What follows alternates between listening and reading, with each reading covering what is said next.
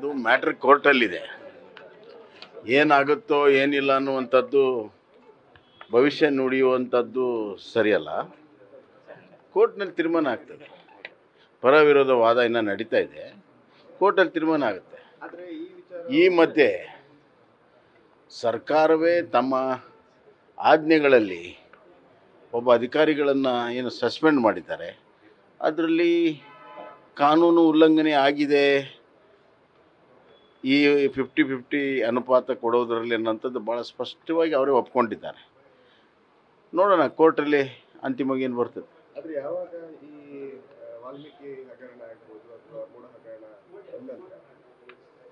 ಕಾಂಗ್ರೆಸ್ನವರು BJP government ಇರಬೇಕಾದ್ರೆ ಹಲವಾರು ಹಗರಣಗಳಾಗಿದ್ದಾವೆ, ಅದನ್ನೆಲ್ಲ ತೆಗಿಲಿ. ನಾನು ಅವತ್ತೇ ಹೇಳಿದ್ದೀನಿ, ಒಂದು ಆಡಳಿತ ಮಾಡುವಾಗ ಕೆಲವು ನಿರ್ಣಯಗಳು ಇನ್ನೊಂದು ಆಡಳಿತ ಬಂದಂಥ ಸಂದರ್ಭದಲ್ಲಿ ಯಾವ ದೃಷ್ಟಿಕೋನದಿಂದ ನೋಡ್ತಾರೆ ಅನ್ನುವಂಥದ್ದು ಸೇಡಿನ ರಾಜಕೀಯ ದ್ವೇಷದ ಭಾವನೆಯಿಂದ ತೆಗೆದರೂ ಕೂಡ ಅದನ್ನು ಎದುರಿಸೋದಕ್ಕೆ ನಾವು ಸಿದ್ಧ ಇದ್ದೇವೆ.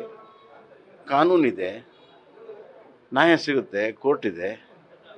ಇವತ್ತು 1.5 ವರ್ಷ ಆಯಿತು. ನಾವು ಯಾವಾಗಲೂ ಕೂಡ ಹೇಳಿದ್ದೇವೆ, ಮುಕ್ತವಾಗಿದ್ದೇವೆ, ಏನಿದ್ರು ತೆಗಿರಿಯಪ್ಪ. ಕೋವಿಡ್ ಸಂದರ್ಭದಲ್ಲಿ ಉಪಕರಣಗಳನ್ನು ತಗೊಂಡಿದ್ದಾರೆ, ಹಗರಣಗಳಾಗಿದೆ ಅಂತ ಈಗ ನ್ಯಾಯಮೂರ್ತಿ ಮೈಕಲ್ ಇವತ್ತು ಸಂಪುಟದಲ್ಲಿ ಏನು ಇಡ್ತಾರಂತೆ. ಬರಲಿ, ನೋಡೋಣ ಏನು ಬರುತ್ತೆ ಇವತ್ತಿನ ಸಭೆಯಲ್ಲಿ.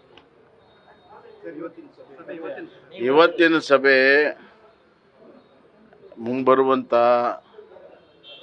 ಲೋಕಲ್ ಬಾಡೀಸ್ನಿಂದ ಚುನಾವಣೆ ಆಗಬೇಕಾಗಿರುವಂಥ ವಿಧಾನ ಪರಿಷತ್ ಸದಸ್ಯರ ಅಭ್ಯರ್ಥಿಯ ಆಯ್ಕೆಯ ಒಂದು ಫಂಡಮೆಂಟಲ್ ಪ್ರಕ್ರಿಯೆ, ತಳಹದಿಯಲ್ಲಿ ಪ್ರಕ್ರಿಯೆ. ಇಲ್ಲಿ ಸಂಬಂಧಪಟ್ಟಂಥ ಪದಾಧಿಕಾರಿಗಳನ್ನು, ಹಿರಿಯರನ್ನ ಎಲ್ಲ ಚರ್ಚೆ ಮಾಡಿ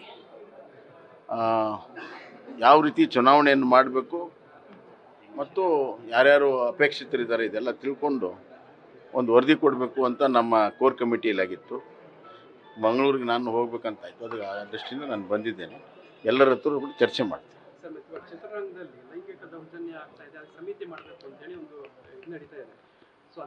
ಮಾಡಲಿ ಅಂತ ಈಗ ನಿಮ್ಮ ಮಹಿಳಾ ಮೋರ್ಚಾದ ರಾಜ್ಯಾಧ್ಯಕ್ಷರು ಹೇಳಿದ್ದಾರೆ, ರಾಜಕೀಯದಲ್ಲೂ ಕೂಡ ರಾಜಕಾರಣದಲ್ಲೂ ಕೂಡ ಇಂಥದ್ರ ಬಗ್ಗೆ ಎಲ್ಲೆಲ್ಲಿ ಏನೇನು ತಪ್ಪಾಗಿದೆ, ದೌರ್ಜನ್ಯ ಆಗಿದೆ, ವಿಚಾರಣೆ ಆಗಲಿ, ಸ್ವಾಗತ ಮಾಡೋಣ. ಪ್ರಶ್ನೆ ಅದು ಯಾವ ರೂಪದಲ್ಲಿ ಮಾಡ್ತಾರೋ ಸರ್ಕಾರಕ್ಕೆ ಬಿಟ್ಟಿದ್ದು, ಬಟ್ ವಿಚಾರಣೆ ಆಗಬೇಕು.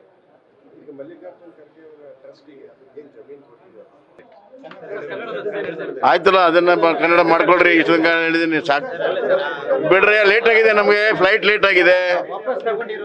ನೀವು ಕೇಳೋದು ಬಿಟ್ಟು ನೀನು ಬೇರೆ ಬೇರೆ ಎಲ್ಲ ಕೇಳ್ಕೊಂಡು ರಾಜ್ಯ ಮಟ್ಟಕ್ಕೆ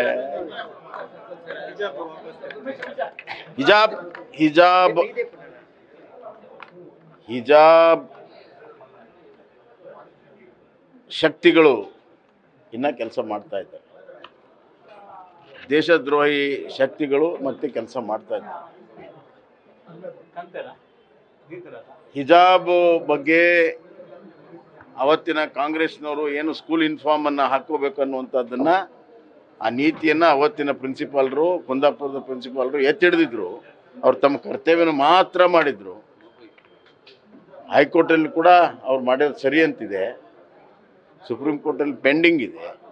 ಇಂಥ ಸಂದರ್ಭದಲ್ಲಿ ಅವರೇ ಆಯ್ಕೆ ಮಾಡಿದಂಥ ಟೀಚರ್ನ ಅವರೇ ಕೊನೆ ಗಳಿಗೆಯಲ್ಲಿ ಅವಾರ್ಡನ್ನು ಹಿಂತೆಗೆದುಕೊಂಡಿರುವಂಥದ್ದು ಎಲ್ಲೋ ಒಂದು ಕಡೆ ಈ ಫೋರ್ಸಸ್ಸು ಮತ್ತು ಮೈನಾರಿಟಿ ಅಪೀಸ್ಮೆಂಟ್ ಓಲೈಕೆಯ ರಾಜಕಾರಣದ ಹಿನ್ನೆಲೆಯಲ್ಲಿ ಕೆಲಸ ಮಾಡಿದರೆ ಅತ್ಯಂತ ಖಂಡನೀಯ. ಇದು ಒಳ್ಳೆಯದಲ್ಲ. ಇಡೀ ಜಗತ್ತಿನಲ್ಲಿ ಇದರ ಬಗ್ಗೆ ಭಾಳ ಬದಲಾವಣೆ ಆಗ್ತಿರುವಂಥ ಈ ಸಂದರ್ಭದಲ್ಲಿ ಇವತ್ತು ಇಂಥ ಕ್ಷುಲ್ಲಕ ಕೆಲಸವನ್ನು ಮಾಡಿದ್ದಾರೆ. ಮುಖ್ಯಮಂತ್ರಿಗಳು ಇಂಟರ್ವ್ಯೂನ್ ಆಗಬೇಕು, ಅವರಿಗೆ ಮತ್ತೆ ಅವಾರ್ಡನ್ನು ಕೊಡುವಂಥ ಕೆಲಸ ಆಗಬೇಕು. ಇಲ್ಲದಿದ್ದರೆ ಜನ ಇದರ ವಿರುದ್ಧ ತಿರುಗಿ ಬೀಳ್ತಾರೆ. ಟೀಚರ್ಸ್ ಕಮ್ಯುನಿಟಿಗೆ ಅವಮಾನವನ್ನು ಮಾಡಿದ್ದಾರೆ. ನ್ಯೂಸ್ ಫಸ್ಟ್, ನಿರ್ಭೀತಿಯಿಂದ ನಿಮ್ಮ ಪರವಾಗಿ.